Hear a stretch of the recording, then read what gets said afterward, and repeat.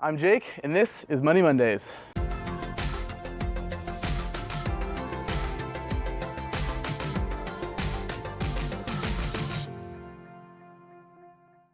So this week's video also comes from a viewer request. It's about self-directed IRAs. And since this is kind of a complicated topic, I need to put up a disclaimer.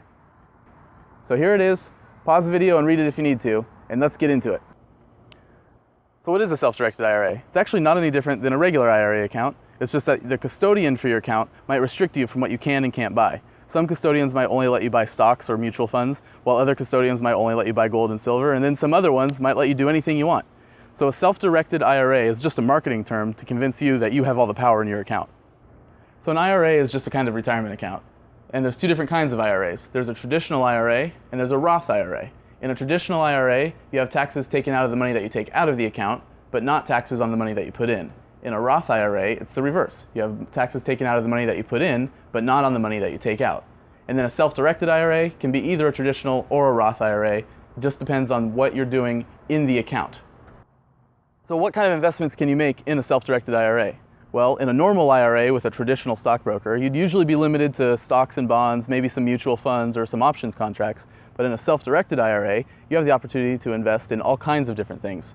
You could buy real estate, gold and silver, you can make loans to people, and you could actually buy parts of businesses too. So just like in the show Shark Tank, you could make investments in, say, 50% of your local bakery business.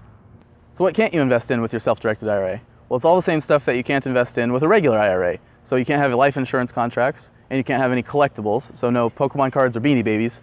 And you also can't deal with what's called prohibited parties. And so a prohibited party is someone that's directly related to you, like your parents or your grandparents or your kids and your grandkids. But what's not listed on prohibited parties is your siblings, your cousins, or your aunt and uncles, so you can deal with them.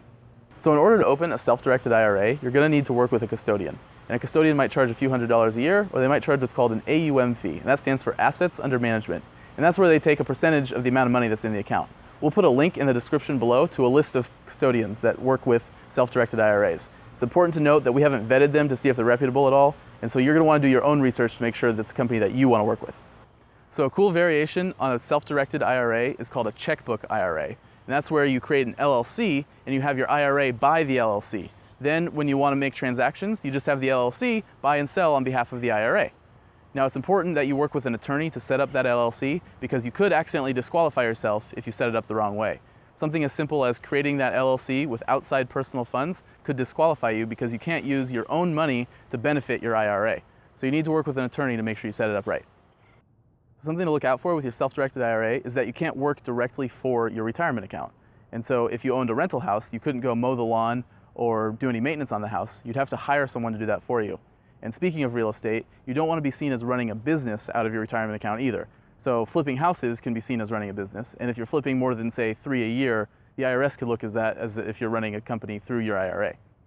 So something else to look out for is an IRA actually could owe income tax with something called unrelated business income tax. Now this video is already complicated enough, so I'm going to explain it as when an IRA gets income from, say, common stocks and bonds, that income is exempt from unrelated business income tax.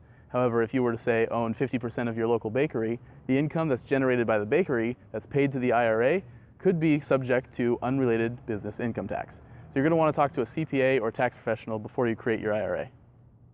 So those are some of the things to look out for with a self-directed IRA. They can get pretty complicated, so you're going to want to talk to a trusted financial professional before you just dive right in.